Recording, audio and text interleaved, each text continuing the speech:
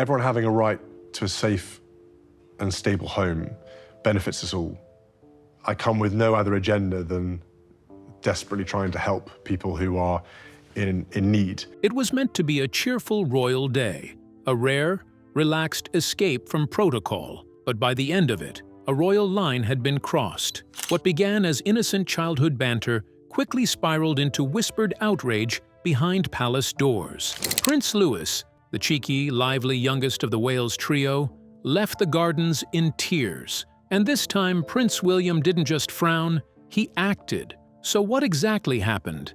And why has Camilla's granddaughter just been erased from royal favor? Let's break it all down. A picnic with hidden politics.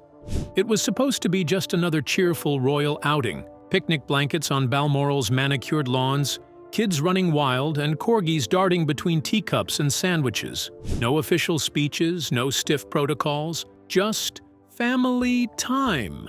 Or so it seemed. King Charles had organized the event, hoping to bring unity between his bloodline and Camilla's extended family. A well-meaning idea, but one that made Kate, ever the careful mother, quietly uneasy. She'd always been polite, poised and diplomatic, but when it came to her children, especially Louis, her instincts rarely wavered. Prince Louis, the youngest and most spirited of the Wales trio, was in his element. Bright-eyed, full of energy, and endlessly charming, he skipped through games and laughter with his usual confidence. His infectious giggles were the soundtrack of the afternoon. Camilla, meanwhile, ensured her own grandchildren were present. Though not royals by blood or title, their growing appearances at royal events hadn't gone unnoticed. Some saw this as her subtle strategy, to blur the lines, to weave her family into the royal fabric, and this picnic felt like one more stitch in that plan. At first, everything seemed light-hearted.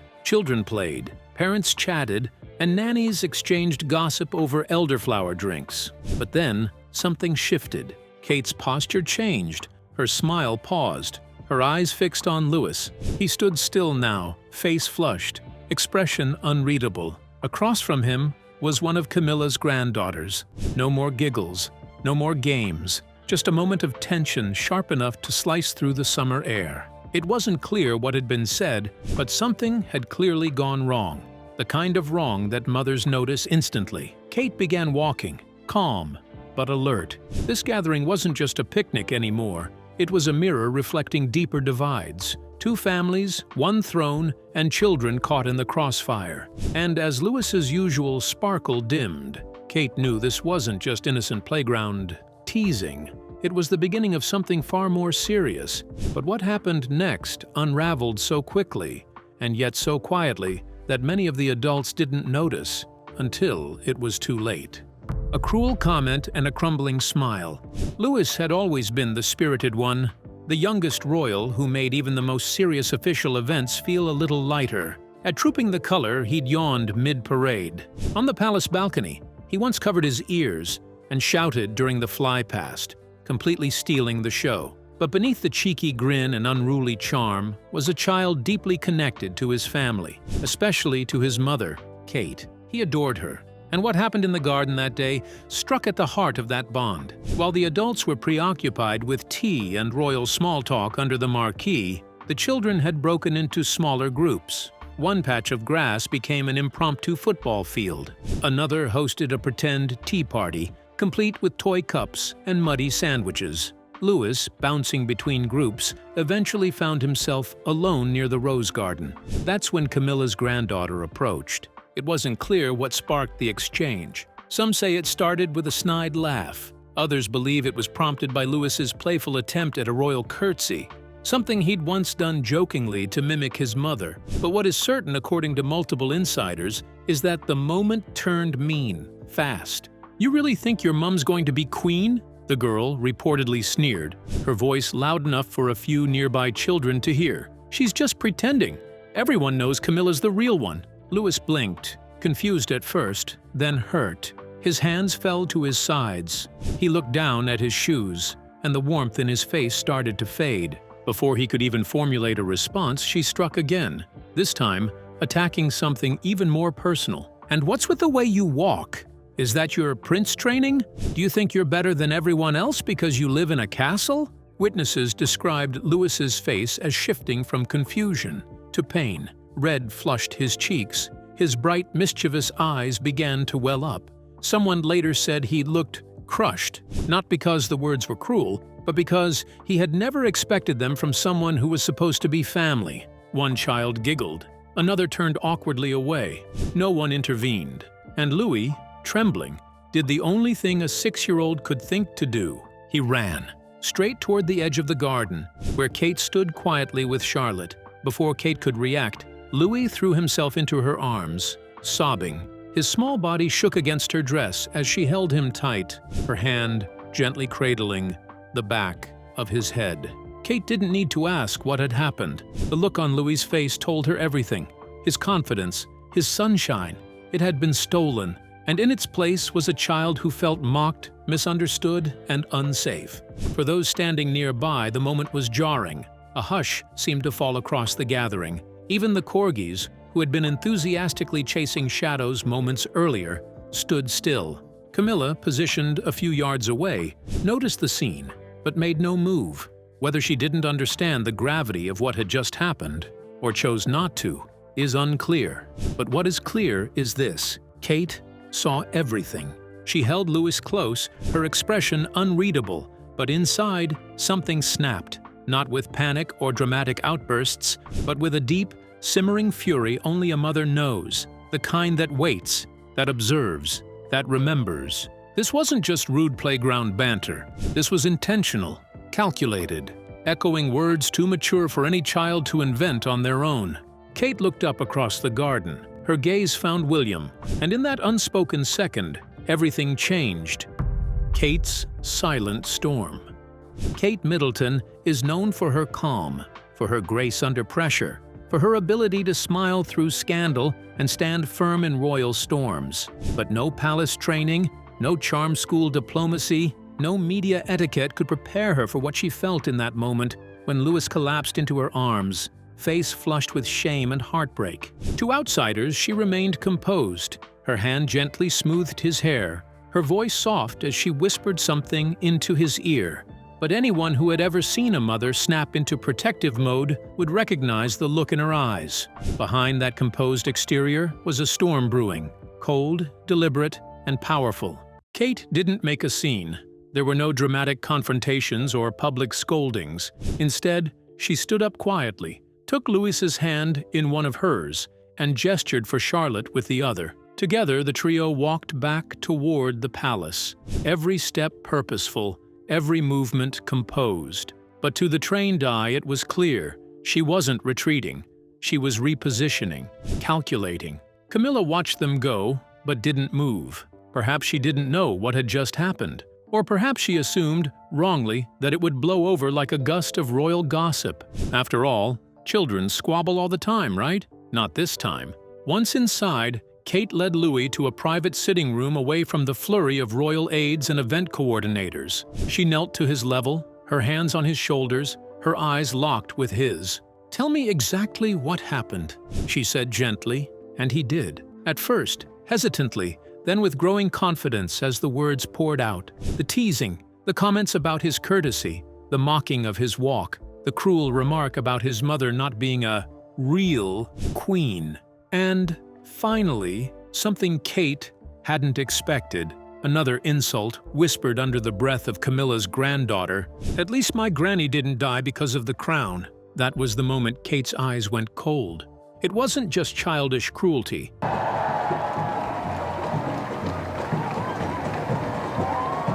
It was deliberate, it was personal, and worst of all, it was learned from somewhere, from someone. No child speaks that way unless they've heard it at home. That was the detail Kate couldn't shake. Her son wasn't simply hurt by a cousin's teasing. He had been wounded by a legacy, by whispers and rumors passed down like family recipes. It was Diana's memory being used as a punchline, and Louis, too young to understand the full weight of it, had still felt its sting. Kate didn't cry, she didn't shout, but the air in the room shifted. Within the hour, she summoned her private secretary. Her instructions were simple: clear her schedule, cancel every engagement. No school runs, no charity visits, no ribbon cuttings. She was staying with Louis. But even more urgently, she called for William. When he arrived later that evening at Adelaide Cottage, Kate met him at the door, her face pale and firm. She led him inside. Louis had already gone to bed. The conversation that followed, according to an insider, was the most emotionally charged exchange they've had in years. She laid everything bare, every word Louis repeated, every expression, every flash of pain, and she didn't hold back. "You're the heir," she reportedly said. "It's time to start acting like it. This family protects its own.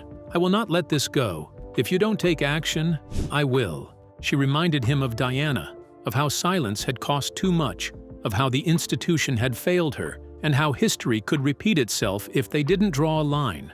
She wasn't asking for revenge. She was demanding boundaries. Kate's message was clear. This wasn't just about Louis. It was about dignity, about family, about finally ending the quiet favoritism Camilla had spent years weaving into royal life. William said little at first. He simply listened, but his face said everything. And by the time he left the room, the storm that had started with Louis's tears had become a royal reckoning. But what silent power move did William make after Louis's tears sparked a royal reckoning? Stay tuned to find out. William's turning point.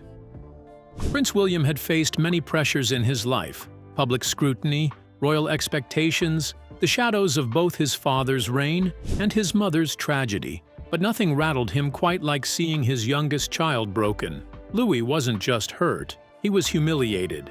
And that changed everything. After Kate recounted the incident in chilling detail, right down to the jab at Diana's memory, William didn't speak for a long time. He sat with his hands clasped, staring at the floor. Kate had said it all. There was nothing left to explain. What remained now was a decision. He wasn't just a future king anymore. He was a father. And the moment called for more than diplomacy. The very next morning, while the palace buzzed with routine engagements and scheduled appearances, William quietly summoned his most senior aides to a private study in Kensington Palace. There was no media alert, no fanfare, just the sound of doors shutting and muffled footsteps behind closed walls. Inside that room, he laid out everything, calmly, clearly, without anger, but with unmistakable resolve. "There was an incident involving Prince Louis," he began, "and there will be consequences." He wasn't looking for apologies. He didn't want a carefully worded statement or a mediated resolution.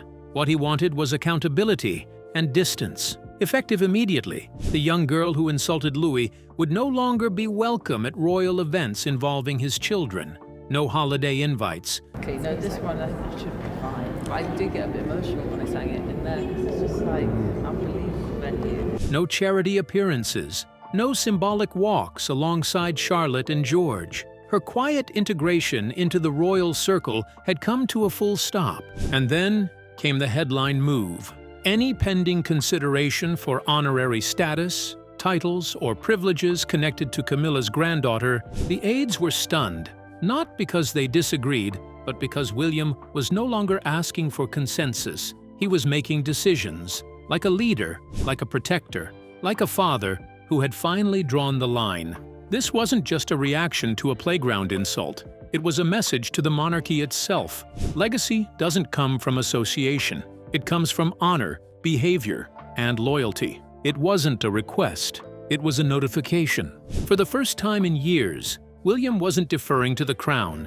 He was standing in front of it, and whether the institution liked it or not, the balance of royal power had just shifted. But what shocking message did William send that shifted the balance of royal power forever? Stay glued to your screen. The stripping of a royal future. The next 24 hours sent ripples through the palace corridors like a silent earthquake. There were no press conferences, no official statements, but those in the know felt the tremor and understood the gravity. By midday, William's decision had been quietly communicated across key royal departments. Camilla's granddaughter, once gently positioned for honorary appearances and subtle title discussions, was now erased from any future plans involving the monarchy's next generation. No pageantry roles, no invites to Trooping the Color, no mention in ceremonial rosters. She had been, in royal terms, cut out. For years, Camilla had been slowly weaving her family into the royal spotlight. Her grandchildren, while not royal by blood, had walked in coronation processions, appeared in high-profile photos, and attended intimate palace events. It wasn't official, but it was strategic, a quiet campaign to solidify their proximity to the throne. But William saw through it. And now, after one cruel moment directed at Louis, he wasn't just pulling back the curtain, he was shutting the door. The young girl who made Louis cry would no longer be allowed near him or his siblings. Not on birthdays, not on holidays, not even in staged photo ops. This wasn't a punishment. This was a boundary, a signal that royal favor isn't granted by association, but by integrity. And perhaps most striking of all, William hadn't asked for the king's permission. That's what stunned even the most senior palace aides. For decades, royal hierarchy dictated that Charles would approve or deny major family matters. But this time, William had acted first and informed later. Because to William, this wasn't about royal tradition. It was about a child. He wasn't interested in half-hearted apologies or neatly worded excuses. As one aide later put it, William didn't want an apology. He wanted space. He wanted peace for his children. By the time Charles read the letter, the decision had already been enforced. And for Camilla's granddaughter, whatever quiet future she imagined alongside the next generation of royals had vanished, without ceremony, without compromise, and without a single word spoken to the press. Camilla's meltdown and Charles's silence. The letter arrived at Clarence House mid-morning, delivered by a senior royal courier with an unusually somber expression. Camilla, seated in her private drawing room with a half-drunk cup of tea, accepted it without ceremony. But as she read William's words, her hands began to tremble. Her granddaughter, barred, her family's slow, deliberate integration into royal life, undone. The honorary status she had quietly lobbied for, gone. At first, she didn't believe it. "This has to be a mistake," she snapped at an aide. "Charles would never allow this." But it wasn't a mistake. It was deliberate, and it came with no request for permission, only notification.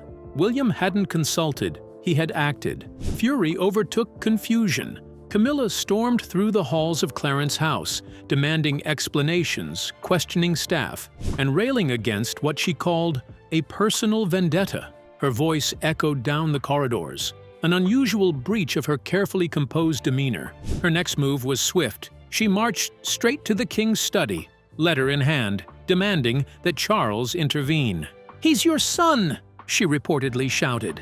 "But this is over the line. This is punishment, not protocol." But Charles, weary and visibly strained, offered no support. His response was quiet and final. "I will not overrule him," he said. It wasn't said with malice or indifference. It was said with the weight of understanding. William had taken a stand not just as a father, but as the future of the crown. Charles, now caught between his wife and his heir, chose silence over confrontation. I've been actually trying to keep quiet about reaching 3/4 of a century. To Camilla, it felt like betrayal. After years of standing beside Charles through scandal and scrutiny, she was now isolated. Her family pushed back into the shadows she fought so hard to escape. And worse still, she suspected Kate was behind it all. In her eyes, this wasn't just William protecting his son. It was Kate drawing lines in the sand. Camilla thought she had already walked across. That night, Camilla canceled her appearance at a charity gala, citing fatigue. But inside palace walls, the whispers had already begun. The queen consort's influence was fading, and the new era, it had just announced itself, with no crown, no speech, just a father defending his son. But what was the public and media's reaction after William's bold move inside palace walls went public? Stay glued to your screen. The public chooses sides. The royal family may move in silence, but the public does not. Within hours of William's quiet decision reaching palace walls, the story began to leak. At first, it trickled through royal insiders and anonymous sources, but soon it flooded headlines and dominated social media. Prince Louis bullied. William bans Camilla's granddaughter from royal life. Royal rift. Prince William takes bold step to protect his son. Queen consort's family snubbed after garden incident. The tabloids couldn't get enough, but unlike other royal dramas, this one struck a different chord. It wasn't about power struggles, scandals, or protocol breaches. It was about a child, and the public knew where they stood. Hashtags exploded across platforms. Hashtag protect Louis. Hashtag not your queen. Hashtag William was right. Support came from every direction.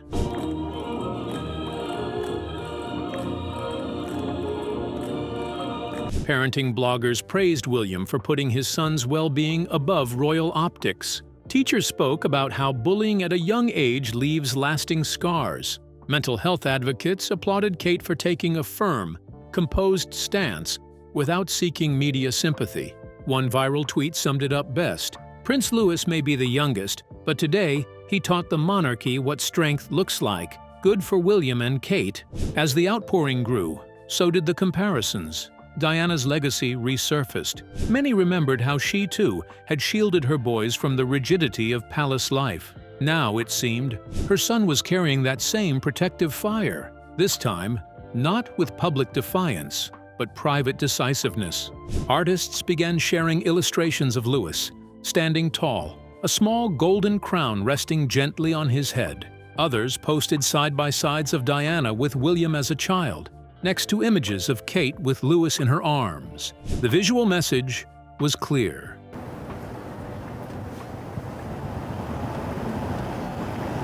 The monarchy's next chapter was being written, and this time it came with boundaries. And then, the backlash toward Camilla began. Public sentiment, which had slowly warmed to her over the years, turned cold. Memes flooded in, painting her as tone-deaf, disconnected, and even opportunistic. Polls showed a sharp drop in her popularity, while support for William and Kate soared. The Queen Consort's silence, or refusal to take responsibility, was seen not as restraint, but arrogance. Even within royal circles, staffers reportedly shifted their loyalty. Some aides quietly requested transfers to Kensington. Media outlets that once tiptoed around Camilla's narrative now openly questioned her family's place in royal affairs. But the most telling moment came on a quiet Sunday. As William, Kate, George, Charlotte, and Louis stepped out of their car for a church service, the crowd lining the path burst into spontaneous applause. It wasn't loud or theatrical. It was soft, knowing, and respectful. A gesture of support, of alignment. Louis looked up, a bit unsure. Kate leaned down and whispered something only he could hear. But the message that hung in the air was unmistakable. The monarchy isn't just surviving change, it's choosing it. Camilla's quiet retreat from the spotlight. In the days that followed, Camilla retreated from the public eye. Officially, it was explained as health-related fatigue. But insiders whispered a different truth. She was wounded, not in body, but in pride. Once confident in her growing influence within the firm,